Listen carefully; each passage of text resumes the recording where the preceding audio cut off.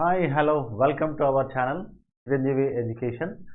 So ఈరోజు ముఖ్యమైన current affairs different పేపర్స్లో వచ్చిన ముఖ్యమైన కరెంట్ అఫైర్స్ ఈరోజు మనం డిస్కషన్ చేద్దాం. ఇది మనకి టీఎస్పీఎస్సీ అబాలిషన్ అనే సంగతి అందరికీ తెలిసిందే. టీఎస్పీఎస్సీ సభ్యులు రాజీనామా చేయడం, మరి దానికోసం డిమాండ్ మనకి గత ప్రభుత్వం నుంచి మరి ఇప్పుడు కొత్త ప్రభుత్వం వరకు కూడా అబాలిషన్ చేయాలన్నారు. కానీ సభ్యులు రాజీనామా చేయడంతో ఆటోమేటిక్గా మరి కొలిక్కి వచ్చింది. ఈ రోజుతోటి మనకి ప్రభుత్వము సభ్యులు ఎవరైతే ఇంతకుముందు ఉన్న సభ్యులు రాజీనామాతోటి ఇప్పుడు కొత్త సభ్యుల కోసం నోటిఫికేషన్ రిలీజ్ చేయడం జరిగింది.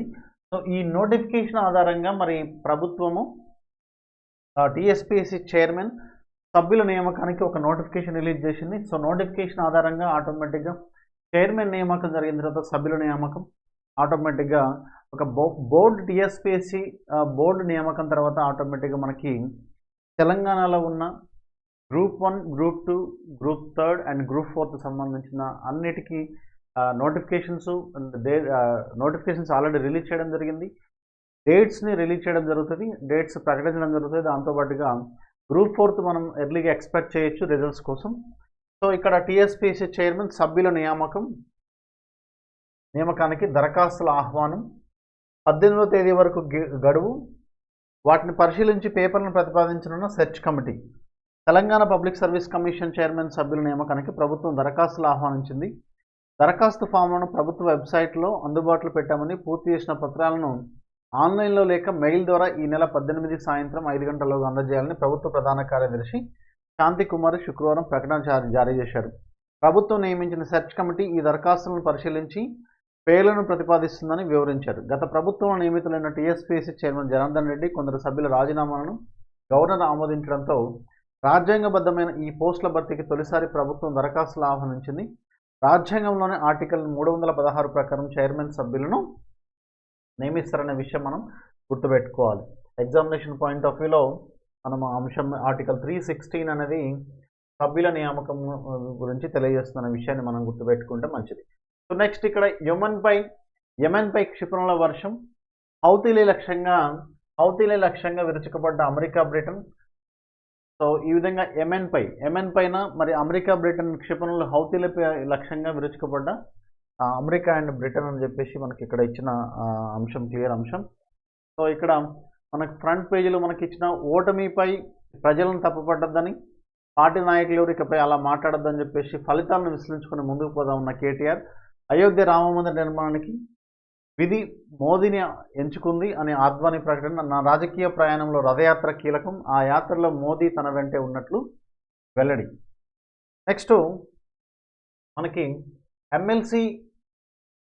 ఎమ్మెల్సీ అభ్యర్థుల ఎంపికపై సీఎం కసరత్తు, ఢిల్లీలో party in charge Deepa Das Munshi. Okay, so next page number 6కి వెళ్దాం. మనము ఈ అన్ని న్యూస్ మనం చూడాల్సిన అవసరం లేదు. యెమెన్పై క్షిపణుల వర్షం ఇంతకుముందు చదువుకున్న. అమెరికా, బ్రిటన్ దాడులను నిరసిస్తూ శుక్రవారం యెమెన్ రాజధాని సనాలో నిర్వహించిన ఆందోళనలో పాల్గొన్న ప్రజలు.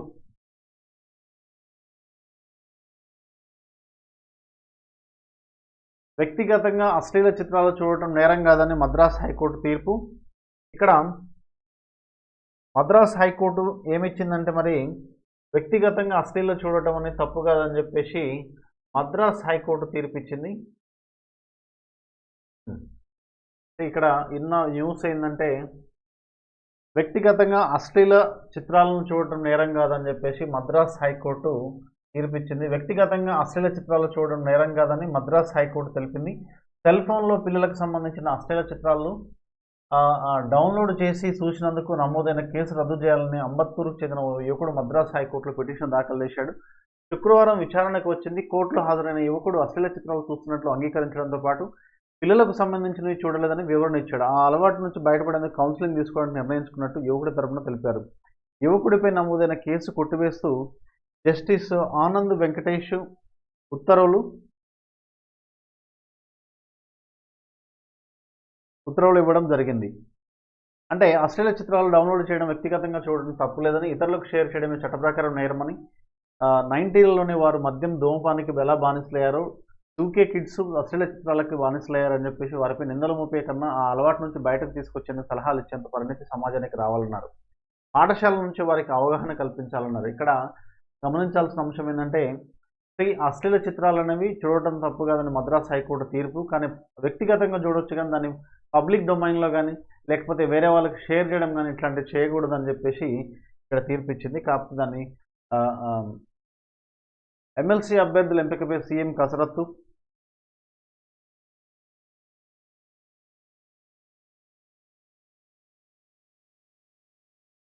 టీఎస్పీఎస్సీ చైర్మన్ సభ్యుల నియామకానికి దరఖాస్తుల ఆహ్వానం. సో ఆర్టికల్ 316 ప్రకారము చైర్మన్ మరి సభ్యులను ఎవరు నియమిస్తారంటే స్టేట్ పబ్లిక్ సర్వీస్ కమిషన్లో గవర్నరు, అదే యూపీఎస్సీకి అయితేనేమో మనకి చైర్మన్ని సభ్యులను ప్రెసిడెంట్ నియమిస్తున్న విషయం మనం గుర్తుపెట్టుకోవాలి. సో 316 ప్రకారము మనకి గవర్నరు సభ్యులను చైర్మన్ నియమిస్తారు. తెలంగాణ పబ్లిక్ సర్వీస్ నిబంధనలను లోబడి దరఖాస్తు చేయాలని ప్రభుత్వ ప్రధాన కార్యదర్శి తెలిపారు. టీఎస్పీఎస్సీ నిబంధన 3 ప్రకారం కమిషన్లో చైర్మన్తో పాటు సభ్యులు 11 మందికి మించి ఉండడానికి వీల్లేదు. 11 మంది సభ్యులు అండి. టీఎస్పీఎస్సీ నిబంధన 3 ప్రకారము కమిషన్లో చైర్మన్తో పాటు 11 మంది సభ్యులు మించి ఉండడానికి వీల్లేదు. కమిషన్లో సగం మంది సభ్యులు కేంద్ర రాష్ట్ర సర్వీసుల్లో 10 ఏళ్ల సర్వీస్ పూర్తి చేసిన వారై ఉండాలి. ఈ కమిషన్లో సగం మంది అంటే 5 మినిమం లేదా 6 కనీసం సగం మంది సభ్యులు కేంద్ర రాష్ట్ర సర్వీసుల్లో 10 ఏళ్ల సర్వీసు పూర్తి చేసిన వారై ఉండాలి. వీరిపై విజిలెన్స్ కేసులు ఉండకూడదు. మిగతా సభ్యులు అకాడమిక్స్, మేనేజ్మెంటు, న్యాయ, science and technology, social science, humanities రంగాలు నిపుణులై ఉండాలి. కేంద్ర రాష్ట్ర పిఎస్సీల సభ్యుల పదవీ కాలం 6 ఏళ్లు కాగా ఆలోపు యూపీఎస్సీలో సభ్యుడి వయసు 65 ఏళ్ళు. కేంద్ర రాష్ట్ర పిఎస్సీల సభ్యుల పదవి కాలం 6 సంవత్సరాలు కాగా ఆలోపు యూపీఎస్సీలో సభ్యుడి వయసు 65 ఏళ్ళు. రాష్ట్ర పిఎస్సీలో సభ్యుడి వయసు 62 ఏళ్ళు నిండితే వారి పదవి కాలం పూర్తవుతుంది.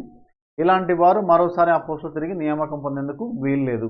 అంటే సభ్యుడిగా ఉన్న వాళ్ళు చైర్మన్గా పదవి పొందడానికి అవకాశం ఉంటుంది, నియామకానికి అవకాశం ఉంటుంది. కానీ మళ్ళీ సభ్యుడిగా కానీ లేదా చైర్మన్గా ఉన్న వాళ్ళు మళ్ళీ చైర్మన్గా కానీ అవకాశం లేదు. ఒకవేళ స్టేట్ పబ్లిక్ సర్వీస్ కమిషన్ నుంచి సెంట్రల్ పబ్లిక్ సర్వీస్ కమిషన్కి వెళ్ళడానికి బాగుంటుంది, కానీ నియామకానికి అర్హులే కానీ మళ్ళీ అదే పదవిలో కొనసాగడానికి వీల్లేదని చెప్పేసి ఇక్కడ క్లియర్గా ఇవ్వడం జరిగింది. Okay, right. సో నెక్స్ట్ వచ్చేసి పేజ్ నెంబర్ 6, నెక్స్ట్ 7.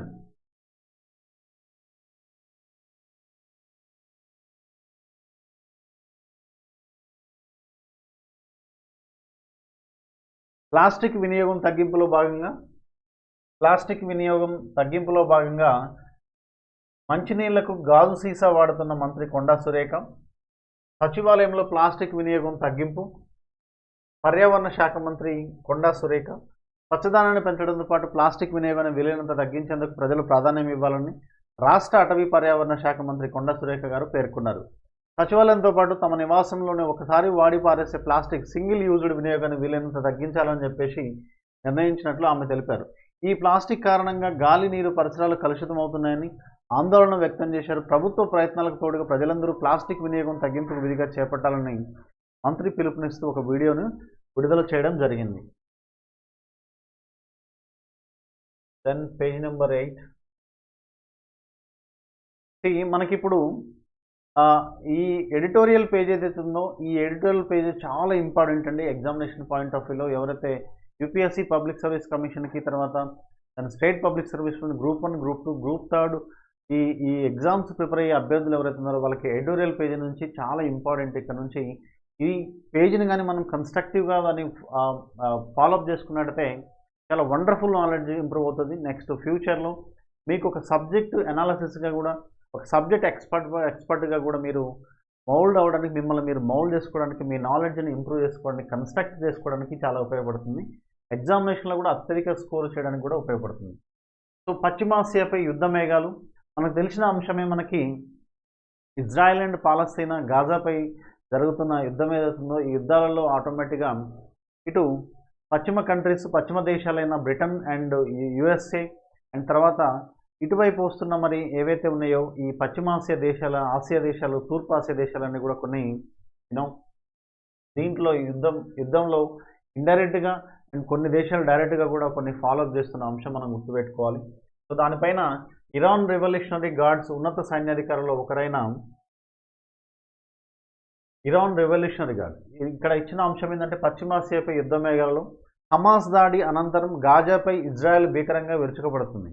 దాన్ని వ్యతిరేకిస్తూ ఇరాన్ అనుకూల హెజ్బొల్లా, హుతీ తదితర తీవ్రవాద బృందాలు ఇజ్రాయెల్పై దాడులు చేస్తున్నాయి. ఎర్ర సముద్రంలో నౌకలను హుతీలు అడ్డగిస్తున్నారు. టెల్ అవీవ్ సైతం హమాస్ అగ్ర వ్యూహకర్తలను మట్టుబెడుతుంది. దీంతో హమాస్ ఇజ్రాయెల్ పోరు పశ్చిమాసియాలో ఇతర దేశాలకు పాకి పూర్తిస్థాయి యుద్ధంగా ప్రజ్వలిస్తుందనే ఆందోళన వ్యక్తమవుతుంది. చూడండి, ఇక్కడ జరిగిన రెండు దేశాల మధ్య రెండు దేశాలు చిన్న దేశాల మధ్య జరిగినా కానీ ఇది చివరికి ప్రపంచంలో ఉన్న ముఖ్యమైన పెద్ద పెద్ద దేశాల్లో కూడా ఇది స్ప్రెడ్ అవుతుందన్న విషయాన్ని మనం గమనించాలి. సో ఇక్కడ ఇరాన్ రెవల్యూషనరీ గార్డ్స్ ఉన్నత సైన్యాధికారుల్లో ఒకరైన సయ్యద్ రెజా ముసావి గత డిసెంబర్లో సిరియాలో ఇజ్రాయెల్ దాడిలో హతమయ్యారు. హమాస్ ఉపనాయకుడు అల్ అరూరితో పాటు మరో 6గురు లెబనాన్లోని బీరట్లో ఇటీవలి డ్రోన్ దాడిలో మరణించారు. లెబనాన్లోని దక్షిణ ప్రాంతంలో హెజ్బొల్లా సీనియర్ కమాండర్ విసం అల్ ఆల్ తవిల్ను ఇజ్రాయెల్ దళాలు మట్టుపెట్టాయి. గతంలో అమెరికన్ డ్రోన్ దాడిలో మరణించిన ఇరాన్ రెవల్యూషనరీ గార్డ్స్ అధిపతి కాసిం సులేమానికి నివాళులర్పించడానికి ఆయన సమాధి వద్దకు వెళ్ళి వారిపై ఈ నెల 3న జంట పిల్లలు జరిగాయి. అందులో 100కు మంది పైగా మరణించారు. సో ఈ విధంగా మనకి దీంట్లో మొత్తం కూడా మరి Gaza, West Bank, Lebanon, Syria, Iraq, Yemen, ఇరాన్ల నుంచి తమ దేశంపై దాడులు జరుగుతున్నాయని ఇజ్రాయెల్ రక్షణ మంత్రి ఏవ్ గాలెంట్ ఇటీవల వెల్లడించారు. ఇజ్రాయెల్కి ఉత్తరాన లెబనాన్ నుంచి హెజ్బొల్లా, దక్షిణం నుంచి హమాస్, యెమెన్ నుంచి హుతీలు. ఈ పేర్లు ఇంపార్టెంట్ అండి. ఈ పేర్లు ఏ దేశం నుంచి ఏ దళాలు ఉగ్రవాద దళాలు ఆ దేశం నుంచి ఇజ్రాయెల్పై దాడి చేస్తున్న అంశంపైన మనం గుర్తుపెట్టుకోవాలి. ఇక్కడ మనం సింపుల్గా ఇజ్రాయెల్ పైన ఏ దేశాలు ఫర్ ఎగ్జాంపుల్ లెబనాన్ ఉంది. లెబనాన్ ఇజ్రాయెల్కి ఉత్తరాన ఉన్న లెబనాన్ నుంచి హెజ్బొల్లా అనేది, ఓకే, దక్షిణం నుంచి హమాస్, దాన్ని యెమెన్ నుంచి హుతీలు. దక్షిణం నుంచి అంటే హమాస్ అంటే గాజా అనే ప్రాంతం నుంచి హమాసు, యెమెన్ కంట్రీ నుంచి హుతీలు. వీళ్ళు ముగ్గురు హెజ్బొల్లా, హమాస్ అండ్ హుతీలు ఈ ముగ్గురు ఉగ్రవాద దేశాలు. ఇవన్నీ కూడా వీటిని ఉగ్రవాద దేశాలుగా ప్రకటించడం జరిగింది. ఇవి ఆ దేశాల నుంచి ఉగ్రవాద సంస్థలు అన్నమాట ఇవన్నీ. సో ఈ సంస్థలు ఆ దేశాల నుంచి ఈ ఇజ్రాయెల్ పైన యుద్ధం చేస్తున్నాయన్న విషయం మనం గుర్తుపెట్టుకోవాలి ఇక్కడ. సో ఇరాక్, సిరియాల నుంచి ఇరాన్ మద్దతు గల తీవ్రవాద బృందాలు తమపై విరుచుకుపడుతున్నాయని, వారంతా యుద్ధాన్ని ఇజ్రాయెల్ సరిహద్దులకు తీసుకొచ్చారని ఆయన వ్యాఖ్యానించారు. గత అక్టోబర్ 7న హమాస్ దాడికి సూత్రధారులు, పాత్రధారులందరినీ వెంటాడి వధించడానికి నిలి అనే ప్రత్యేక దళాన్ని ఇజ్రాయెల్ ఏర్పరిచింది. హమాస్ దాడికి సూత్రధారులు, పాత్రధారులందరినీ వెంటాడి వధించడానికి నీలి అనే ప్రత్యేక దళాన్ని ఇజ్రాయెల్ ఏర్పరిచింది. సో ఈ విధంగా మరి ఈ ఇజ్రాయెల్ అండ్ తర్వాత మిగతా ఆ చుట్టుపక్కల ప్రాంతాలు ఏవైతే ముస్లిం కంట్రీ దేశాలన్నీ కూడా ఇజ్రాయెల్పై విరుచుకుపడుతున్నాయి. సో ఈ విధంగా మరి ఈ యుద్ధం అనేది పశ్చిమాసియా దేశాలను కూడా స్ప్రెడ్ అవుతుందనే విషయాన్ని మనం గుర్తుపెట్టుకోవాలి ఇక్కడ. ఓకే, సో దీనివల్ల ఈ యుద్ధం వల్ల ఆటోమేటిక్గా ఏమవుతుందంటే మనకి ఈ ఏవైతే అరబ్ కంట్రీస్ నుంచి ఉన్నాయో అరబ్ కంట్రీస్ నుంచి మిగతా దేశాలన్నిటికి కూడా ఈ ఆయిల్ ఇంపోర్ట్ ఎక్స్పోర్ట్ ఎక్కువగా జరుగుతుంది. కాబట్టి ఆయిల్ ఇంపోర్ట్ ఎక్స్పోర్ట్ ఎక్కువగా అవడం వల్ల మరి ఈ చమురు సంక్షోభం అనేది ఫ్యూచర్లో రావడానికి అవకాశం ఉంది. సో ఎక్కడెక్కడైతే మనకి ఈ సూయజ్ కెనాల్ నుంచి నెక్స్ట్ అరేబియా సముద్రం వరకు వచ్చే ఈ ఆయిల్ సంబంధించిన ఎక్స్పోర్ట్ సంబంధించిన షిప్స్ ఏవైతే ఉన్నాయో వీళ్ళు ఈ దళాలు ఏం చేస్తున్నాయంటే ఈ ఉగ్రవాద దళ సంస్థలు కొన్ని ఆ దేశాల నుంచి ఇజ్రాయెల్కి వ్యతిరేకంగా మరి ఈ షిప్స్ని అన్నిటిని కూడా వీళ్ళు బంధించడం జరుగుతుంది. దానివల్ల ఏమవుతుందంటే ఆటోమేటిక్గా ఈ చమురు సంక్షోభం రావడానికి ఫ్యూచర్లో చాలా అవకాశం ఉంది. అది భారతదేశం పైన కూడా ఇండైరెక్ట్గా డైరెక్ట్గా కూడా పడే అవకాశాలు ఖచ్చితంగా మరి ఎఫ్డిఐస్ యొక్క విలువలు తగ్గిపోవడానికి అవకాశంగా ఉన్నాయన్న విషయం గుర్తుపెట్టుకోవాలి మనం. సో నెక్స్ట్ చిన్న పొరపాటైన ప్రేరణ ఇజ్రాయెల్పై దాడికి హమాస్కు నిధులు, సైనిక శిక్షణ, క్షిపణులను ఇరాన్ అందించింది. ఎర్ర సముద్రంలో రవాణా నౌకలు తిరగకుండా చేయడానికి హౌతీలను టెహ్రాన్ ప్రయోగిస్తుంది. చమురు రవాణా దిగ్బంధించడం ద్వారా ధరలు పెరిగేలా చేసి అంతర్జాతీయ ఆర్థిక వ్యవస్థను దెబ్బతీసే వ్యూహాన్ని ఇరాన్ అనుసరిస్తుందని, ఇలా అమెరికా, ఐరోపాలను కాలాబేరానికి తీసుకురావాలని చూస్తుందని ఇజ్రాయెల్ హమాస్ పూర్తి స్థాయి పశ్చిమాసియా యుద్ధంగా మారడం అమెరికాకు ఇష్టం లేదు. అయితే తనతో పాటు మిత్ర దేశాల నౌకలపై ఇరాన్ అనుకూల తీవ్రవాద బృందాలు దాడికి పాల్పడితే సైనిక చర్యకు అగ్రరాజ్యం ఎంతమాత్రం వెనకాడదని, ఎర్ర సముద్రం పరిసరాల్లో అమెరికా ఇరాన్ నౌకాదళాలను మోహరించి ఉన్నందువల్ల చిన్న పొరపాటు సైతం భీకర సమరానికి దారితీసే ప్రమాదం ఉంది. చూసిరా మరి ఈ విధంగా చమురు సంక్షోభం అంతర్జాతీయ ఆర్థిక వ్యవస్థను దెబ్బతీసి ఈ ఎవరైతే అగ్రరాజ్యాలు ఉన్నాయో వాటిని ఖచ్చితంగా ఈ చిన్న చిన్న దేశాలకి లొంగుబాటు చేసే విధంగా చేయాలనే ప్రయత్నం జరుగుతుందని చెప్పేసి ఇక్కడ క్లియర్గా ఎడిటోరియల్ ఇవ్వడం జరిగింది. ఓకే, నెక్స్ట్ ఇక్కడ రాజ్యాంగానికి రాజకీయ గ్రహణం అని చెప్పేసి ఇక్కడ ఇచ్చినారు. ఇది పార్టీ ఫిరాయింపులు ఏదైతే ఉందో మనకి పార్టీ ఫిరాయింపు సంబంధించిన పార్టీ ఫిరాయింపులు ఏదైతే ఉందో ఆ పార్టీ ఫిరాయింపులకు సంబంధించిన అంశం అనమాట. మనకి మహారాష్ట్రలో ఆల్మోస్ట్ గత ప్రభుత్వం ఉన్న శివసేన మరి తర్వాత వచ్చిన ఏక్నాథ్ షిండే ప్రభుత్వం ఏదైతుందో ఈ రెండింటి మధ్య సంబంధించిన అంశం ఇది. ఎన్నికలకు ఆన్లైన్ సంకటం ప్రపంచ చరిత్రలో 2024 అతిపెద్ద ఎన్నికల సంవత్సరంగా నిలిచిపోనుంది. ఈ ఏడాదికి 50 పైగా దేశాల్లో ఎన్నికలు జరగనున్నాయి. ప్రపంచ జనాభాలో దాదాపు సగం మంది ఓట్లు వేయనున్నారు. అయితే అనేక దేశాల్లో ప్రజాస్వామ్య విలువలు క్షీణించడంతో పాటు ఆన్లైన్లో దుష్ప్రచారాలు జరుగుతుండడం తీవ్ర ఆందోళన కలిగిస్తుంది.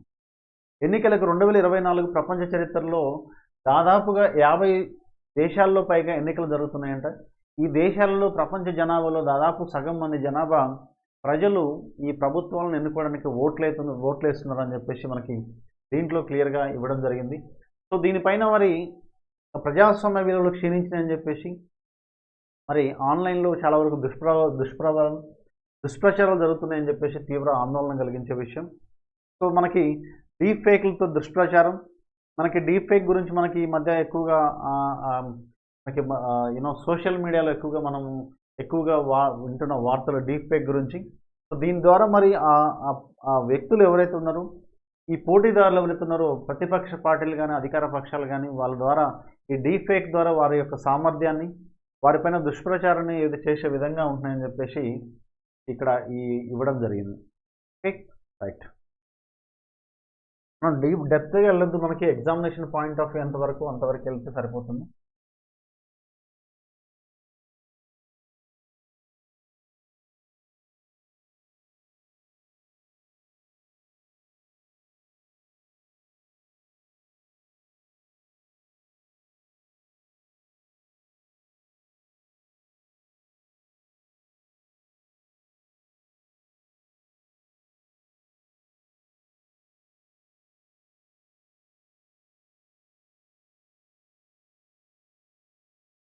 ఇక్కడ త్వరలో రాష్ట్ర వ్యాప్తంగా స్కిల్ యూనివర్సిటీలు అంటున్నారు శ్రీధర్ బాబు.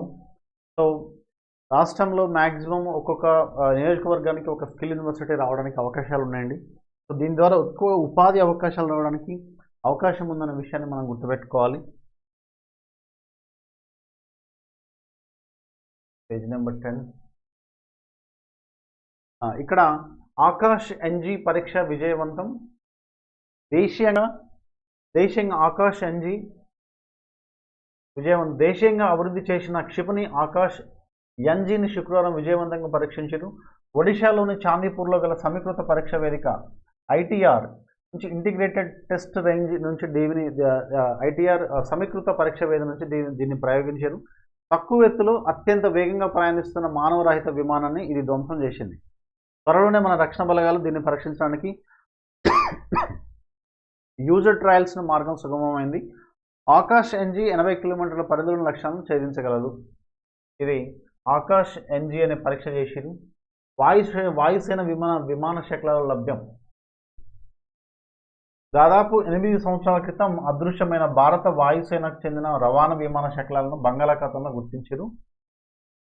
చెన్నై సముద్ర తీరానికి 310 కిలోమీటర్ల దూరంలో సముద్ర మట్టానికి 3.4 కిలోమీటర్ల అడుగున విమాన శకలాలు ఉన్నట్లు శుక్రవారం కేంద్ర రక్షణ శాఖ ప్రకటించింది.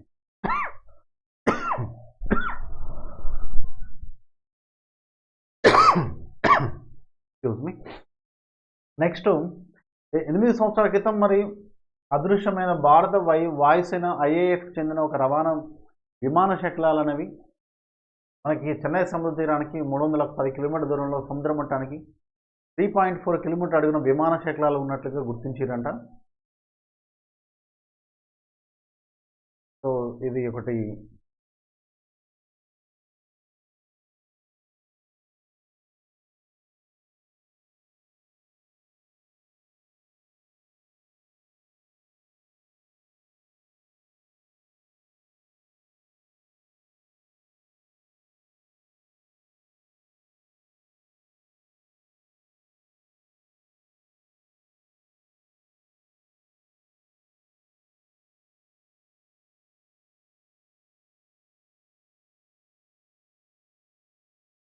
అయోధ్యలో ప్రతిష్ఠించనున్న కోదండరామునికేకు తమిళనాడు నుంచి 2.5 కిలోల విల్లంబులు కానుకగా అందనున్నాయి. వీటి తయారీలో 600 నుంచి 700 గ్రాముల 23 క్యారెట్ బంగారం వాడారు. 2 శతాబ్దాలుగా ఈ వృత్తిలో ఉన్న చెన్నై కళాకారుల కుటుంబాలు రూపొందించిన ఈ విల్లంబులను వాల్మీకి రామాయణంలో చేసిన వర్ణన ప్రకారం తయారు చేశారు. అయోధ్యకు చెందిన అమావా రామమందిరానికి చేరుకున్న వీటిని ప్రాణప్రతిష్ఠ వేడుక వేళ ట్రస్టుకు అందజేస్తారు.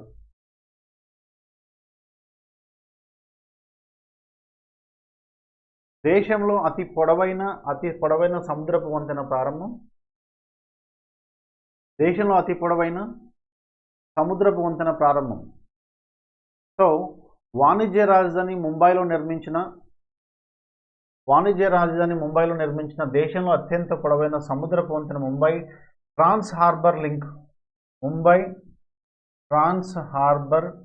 లింక్ ఏదైతే ఉందో లింక్ను ప్రధాని మోదీ శుక్రవారం ప్రారంభించారు. ముంబైలోని సేవ్రీ నుంచి ముంబైలోని సేవ్రీ నుంచి రాయగఢ్ జిల్లా నవేషావాను కలుపుతూ దీన్ని సిద్ధం చేశారు.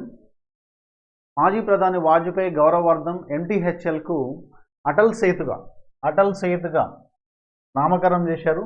21,200 కోట్ల వ్యయంతో 6 లైన్లుగా ఈ వంతెన నిర్మించారు. ఈ వంతెన మొత్తం పొడవు 21 కిలోమీటర్లు. ఈ వంతెన అరేబియా సముద్రంపై 16 కిలోమీటర్లు ఉంటుందంటండి. అరేబియా సముద్రం పైన 16 కిలోమీటర్లు, ఓవరాల్గా 21 కిలోమీటర్లు ఉంటుందంటది.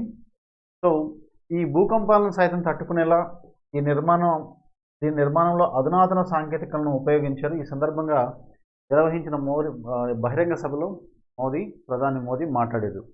సో ఇది అటల్ సేతుని నామకరణం చేశారు. మాజీ ప్రధాని మరి అటల్ బిహారీ వాజ్పేయి జ్ఞాపకార్థంగా.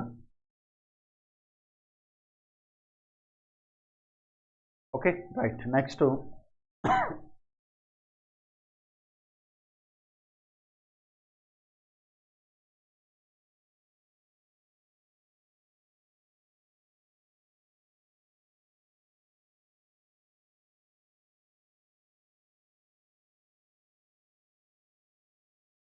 ఉక్రెయిన్లో సునాక్ ఆకస్మిక పర్యటన.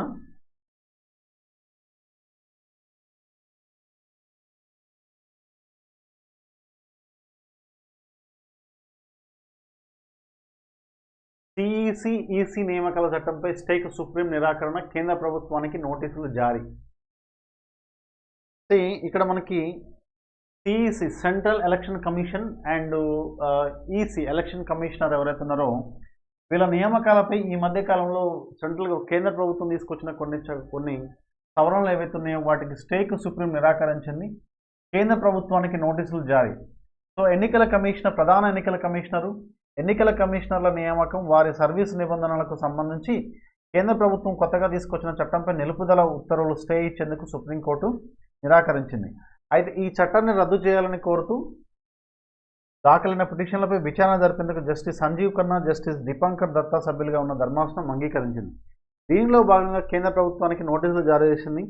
ఏప్రిల్లోగా సమాధానం ఇవ్వాలని పేర్కొంది. ఎన్నికల సంఘానికి కేంద్ర ప్రభుత్వం నియంత్రించేలా కొత్త చట్టం ఉందనే విమర్శలు వ్యక్తమయ్యాయి. దీనిపై స్టే విధించాలని కాంగ్రెస్ నేత ఈ చట్టాన్ని రద్దు చేయాలని చెప్పేసి సుప్రీంకోర్టులో పిటిషన్ వేయడం జరిగింది. Okay, right.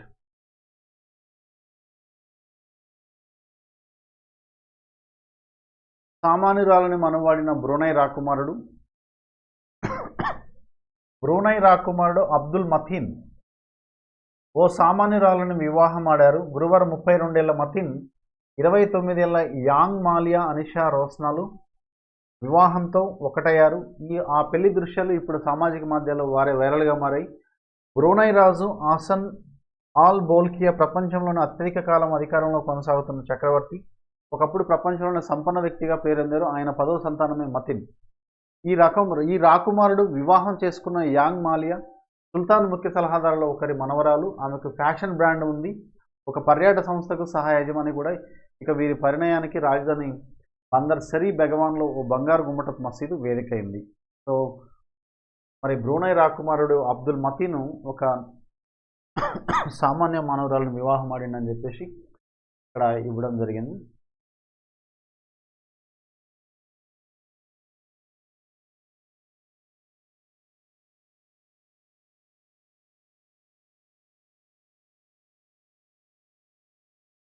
యుద్ధాన్ని మేము ప్రారంభించలేదని చెప్పేసి ఇక్కడ మాపై మానవ హరణ ఆరోపణల కుట్రపూరితం. అంతర్జాతీయ న్యాయస్థానంలో ఇజ్రాయెల్ వాదనలు. భావోద్వేగాలతో దృష్టి మళ్లించే రాజకీయం చేస్తున్నారని చెప్పేసి ఇక్కడ భారత్ జోడో న్యాయయాత్ర ప్రారంభ వేదిక మార్పు.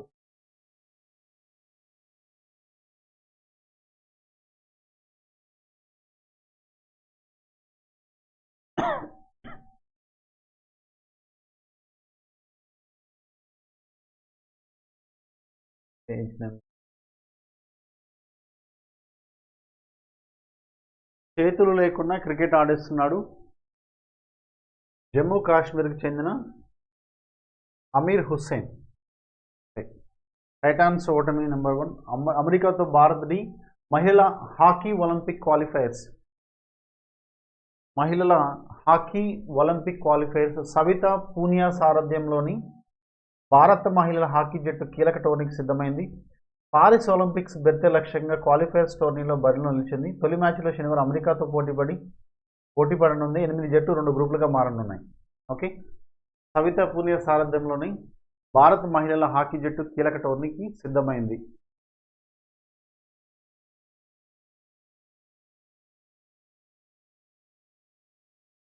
సో ఇటు టీనేజర్ ఇటు దిగ్గజం టైటిల్పై కన్నేసిన జకోవిచ్. రేపటి నుంచి ఆస్ట్రేలియా ఓపెన్. ఆ ఇద్దరు టెన్నిస్ ప్లేయర్ల ప్రస్థానం వేరు. ఒకరేమో 19 ఏళ్ల టీనేజర్ సంచలనం కోకో గాఫ్. నిరుడు యుఎస్ ఓపెన్తో ఈ అమెరికా చిన్నది గ్రాండ్ స్లామ్ ధోని కొట్టింది. మరొకరేమో 36 ఏళ్ల దిగ్గజం జకోవిచ్. ఇప్పటికే 24 గ్రాండ్ స్లామ్ టైటిల్ సాధించిన ఈ సెర్బియా యోధుడు మరో టైటిల్తో చరిత్ర సృష్టించాలని చూస్తున్నాడు. ఈ ఇద్దరు ఆదివారం ఆరంభమయ్యే ఆస్ట్రేలియా ఓపెన్లో విజేతలకు నిలవడం లక్ష్యంగా బరిలో దిగినారు. సో నేడు ఆస్ట్రేలియాతో భారత్ పోరు. సో ఇక్కడ ఆస్ట్రేలియాతో భారత్ పోరు ఇదేంటిదంటే ఏఎఫ్సి ఆసియా కప్ ఫుట్బాల్ టోర్నమెంట్లో భారత్కు కఠిన పరీక్ష. శనివారం భారత్ తన తొలి మ్యాచ్లో బలమైన ఆస్ట్రేలియాతో తలపడనుంది. 2011-2019లో ఈ టోర్నీలో భారత్ తొలి రౌండ్లోనే ఇంటి ముఖం పట్టింది. ఈసారి ముందుకెళ్లడం తేలికేం కాదు. గ్రూప్ బిలో ఆస్ట్రేలియా, ఉజ్బెకిస్తాన్, సిరియాతో భారత్ పోటీ పడనుంది. ఆస్ట్రేలియా, ఉజ్బెకిస్తాన్పై గెలవడం దాదాపుగా అసాధ్యమని చెప్పేసి ఇక్కడ క్లియర్గా మెన్షన్ చేసిరు.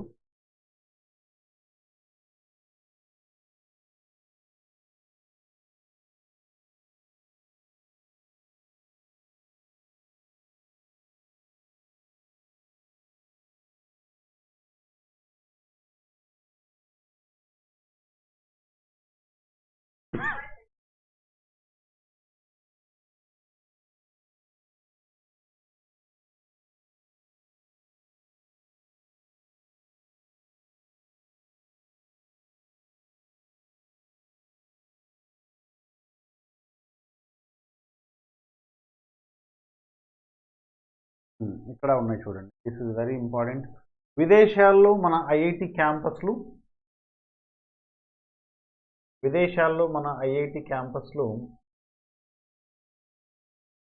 టాంజానియాలో ఐఐటి మద్రాస్ ప్రాంగణం ప్రారంభం.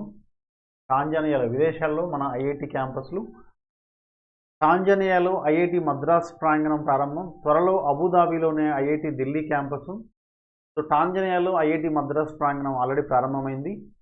త్వరలో అబుదాబిలోని ఐఐటి ఢిల్లీ క్యాంపస్ ఏర్పాటు. ప్రపంచ ర్యాంకింగ్ మెరుగుపరచుకోవడం, విదేశీయులకు భారతీయ విద్యను చేరువ చేయడమే లక్ష్యంగా మన దేశంలోని ఐఐటీలతో పాటు పలు విశ్వవిద్యాలయాలు ప్రపంచవ్యాప్తంగా తమ ప్రతిష్టను పెంచుకునేందుకు విదేశాల్లో ప్రాంగణాలను ప్రారంభిస్తున్నాయి.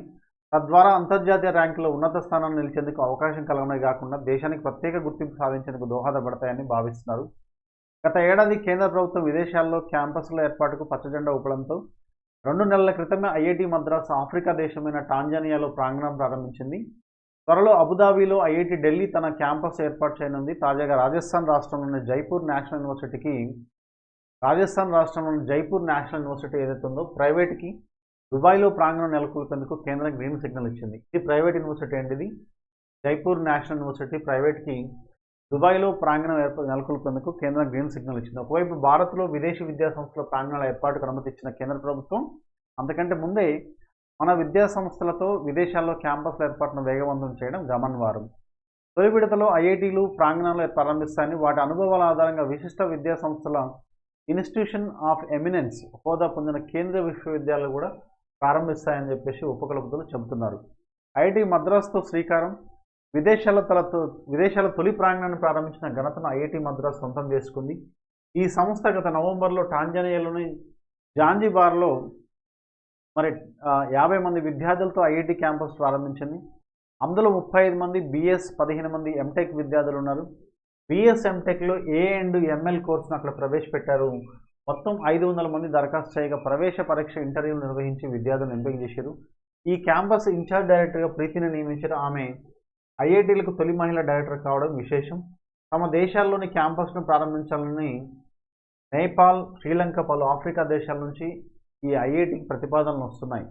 వచ్చే నెలలో ఐఐటి ఢిల్లీ విదేశీ క్యాంపస్ను ప్రారంభిస్తున్న రెండవ భారతీయ విద్యా సంస్థగా ఐఐటి ఢిల్లీ నిలవనుంది. అబుదాబిలోని జయద్ విశ్వవిద్యాలయంలో తాత్కాలికంగా క్యాంపస్ నడపనున్నారు. ఫిబ్రవరిలో తరగతులు మొదలు కానున్నాయి. తొలుత MTech in energy transition and sustainability course ప్రారంభిస్తారు. ఇందులో 25 సీట్లు ఉండగా 200 మంది దరఖాస్తు చేసిరు. డిసెంబర్లో ప్రవేశ పరీక్ష ఇంటర్వ్యూ నిర్వహించారు. వచ్చే సెప్టెంబర్ నాటికి బీటెక్ కోర్సులు కూడా ప్రారంభించినారు. సో దీనివల్ల విదేశాల్లో ప్రారంభించడం, ఎందుకంటే ప్రపంచ ర్యాంకింగ్స్లో మన విద్యా సంస్థలు వెనకబడుతున్నాయని ఈ క్యూఎస్ వరల్డ్ ర్యాంకింగ్ సంస్థ ఏదైతుందో ఈ ఇచ్చే రిపోర్ట్లలో ర్యాంకులలో మన దేశ యొక్క విద్యా సంస్థలు ప్రఖ్యాతిగాంచిన ఐఐటీలు కూడా వెనకబడుతున్నాయని చెప్పేసి మరి ఈ విధంగా విదేశాల్లో నెలకొల్పడం వల్ల విద్యా ప్రమాణాలను కూడా అంతర్జాతీయ స్థాయికి పెంచుకునే విధంగా ఏర్పాటు చేసుకోవచ్చు అని చెప్పేసి విదేశాలలో ఈ ఐఐటి సంస్థలను ఏర్పాటు చేస్తున్నారు. క్యూఎస్ వరల్డ్ ర్యాంకింగ్లో 100 లోపు స్థానంలో నిలవాలన్న లక్ష్యం దశాబ్దాలుగా గడుస్తున్న నెరవేరడం లేదు. సో విదేశీ విద్యార్థుల సంఖ్య అతి స్వల్పంగా ఉండడం అందుకు కారణం అని చెప్పేసి, అందువల్ల మరి ఇక్కడ విదేశాల్లో నిర్మించడం వల్ల ఆటోమేటిక్గా ప్రపంచ స్థాయికి సంబంధించిన విద్యా సంస్థల యొక్క మెలకువలు నేర్చుకోవడానికి అవకాశం ఉంటుందనేది ఇక్కడ ఉద్దేశం అన్నమాట.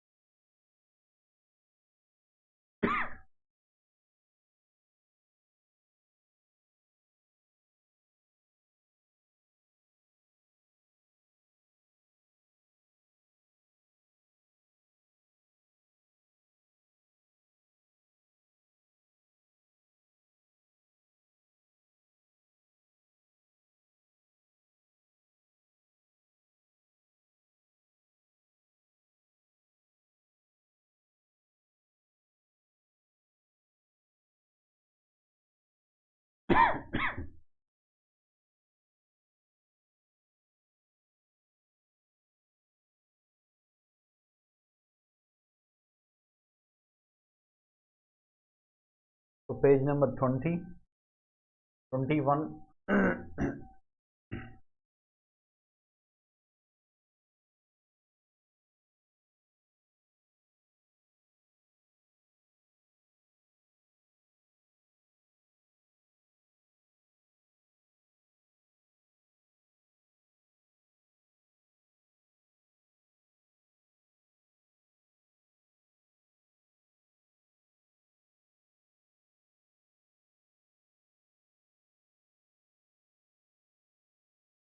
మహారాష్ట్ర నాసిక్ కాలంలో శుక్రవారం పరిశ్రమ శుభ్రం చేస్తున్న ప్రధానమంత్రి నరేంద్ర మోడీ. హౌతీ దాడులు అంతర్జాతీయ వాణిజ్యానికి శరాఘాతం. అమెరికా బ్రిటన్ దాడుల్లో యెమెన్లో ధ్వంసమవుతున్న హౌతీ స్థావరాలు. మా రాష్ట్రం పేరును బంగ్లాగా మార్చండి మమత. తమ రాష్ట్రం పేరును బంగ్లాగా మార్చాలని పశ్చిమ బెంగాల్ ముఖ్యమంత్రి మమతా బెనర్జీ డిమాండ్ చేశారు. ఆంగ్ల అక్షరమాల ప్రకారం జాబితాలో తమ రాష్ట్రం పేరు చివరగా ఉంటుందని, దాంతో సమావేశాలకు హాజరైన తమ ప్రతినిధులు ఆఖరి వరకు వేచి ఉండాల్సి వస్తుందని వాపోయారు. పేరు మార్పుపై రాష్ట్ర అసెంబ్లీ గతంలోనే బిల్లును ఆమోదించింది. దానికి సంబంధించి మేము అన్ని విషయాలు స్పష్టత ఇచ్చాం. కానీ ఇప్పటివరకు మా రాష్ట్రం పేరు బంగ్లాగా, బాంబే పేరు ముంబైగా మార్చారు. ఒడిషా అయింది. మరి మా రాష్ట్రం పేరు ఎందుకు మారడం లేదు? మా తప్పేముంది? పేరు మారితే పలు పోటీలో పాల్గొని చదువుకోవడానికి వెళ్ళే పిల్లలకు ప్రాధాన్యం దక్కుతుందని, లేకపోతే ప్రతి సమావేశంలో చివరి వరకు వేచి చూడాల్సి వస్తుందని, మా రాష్ట్రం పేరులో వెస్ట్ అని జత చేయాల్సిన అవసరం లేదని అని మీడియా సమావేశంలో మమత అన్నారు. గతంలోనూ తృణమూల్ కాంగ్రెస్ డిమాండ్ వినిపించింది. 2011 అధికారంలోకి వచ్చినప్పుడు రాష్ట్రం పేరును పశ్చిమ బంగగా మార్చాలని కోరింది. అయితే ఆ ప్రతిపాదన కేంద్ర ప్రభుత్వం తిరస్కరించింది. ప్రభుత్వం విధులను విస్మరించడం వల్ల ఇలాంటి ఘటనలు. ముస్లిం విద్యార్థికి చెంపదెబ్బల వివాదంపై సుప్రీంకోర్టు వ్యాఖ్య. ఉత్తరప్రదేశ్లోని ఉపాధ్యాయుల ఆదేశంతో ముస్లిం విద్యార్థిని తోటి విద్యార్థులు చెంపదెబ్బ కొట్టి ఉన్నటువంటి అవాంఛిత ఘటన తదితర పరిణామాలకు కారణం రాష్ట్ర ప్రభుత్వం తన విధులను విస్మరించడమేనని సుప్రీంకోర్టు పేర్కొంది. ఇలాంటి ఘటనలు జరిగిన తీరుపై రాష్ట్ర ప్రభుత్వం ఆవేదన చెందాల్సిన అవసరం ఉందని జస్టిస్ అభయ్ ఎస్ ఓక్ అండ్ జస్టిస్ ఉజ్జల్ బియాంతో కూడిన ధర్మాసనం అభిప్రాయపడింది.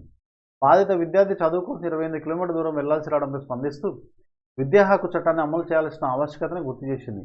ఈ కేసులో దర్యాప్తును వేగనం చేయాలని కోరుతూ తుషార్ గాంధీ దాఖలు చేసిన పిటిషన్పై శుక్రవారం విచారణ సందర్భంగా ధర్మాసనం ఈ వ్యాఖ్యలు చేసింది. బాధిత విద్యార్థికి తోటి సహాధ్యాలు కౌన్సిలింగ్ నిర్వహించడానికి సంబంధించిన టాటా ఇన్స్టిట్యూట్ ఆఫ్ సోషల్ సైన్స్లో సిఫారసులు అమలు చేసేలా ఆదేశించాలని తుషార్ గాంధీ తరపు న్యాయవాది కోరారు.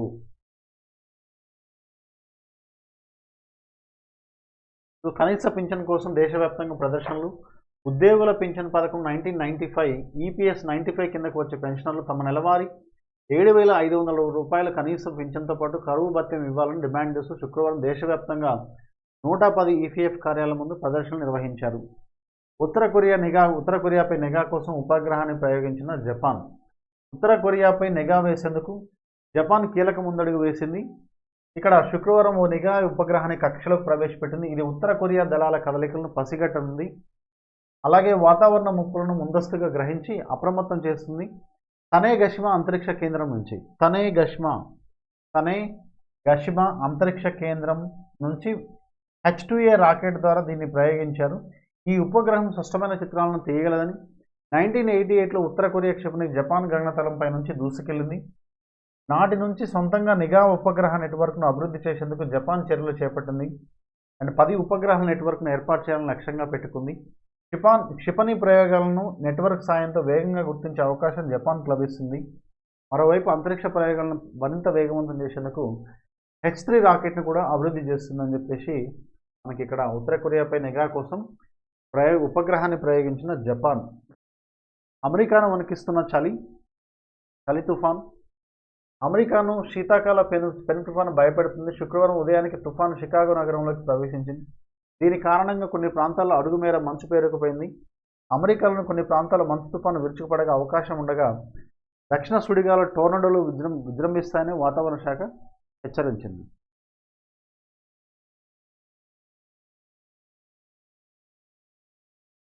Page number 21, 22.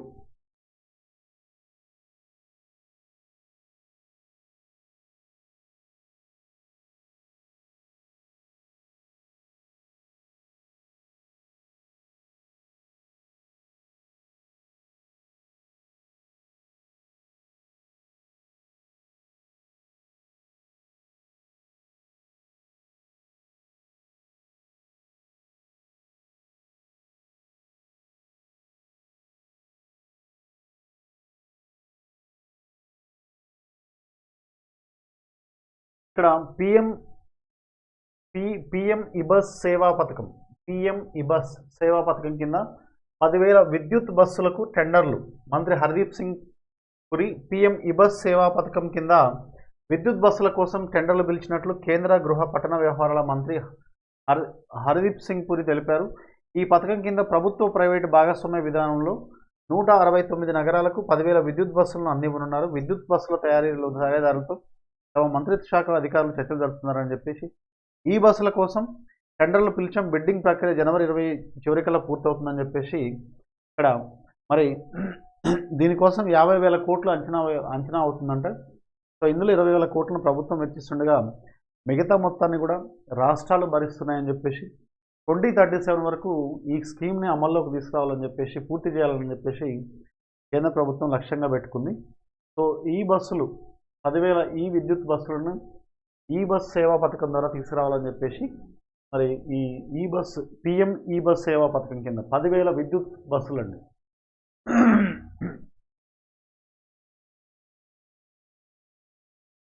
(22 and 23). సో ఇందులో కంప్లీట్గా మనకి కరెంట్ అఫైర్స్ ఇవ్వడం జరిగింది. మొక్కల మాత్రలతో ధూమపానం దూరం,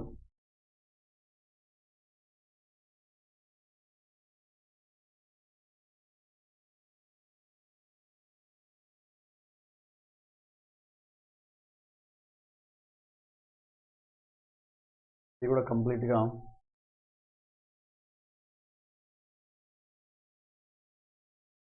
సబ్జెక్ట్ పేపర్ అన్నమాట. ఇది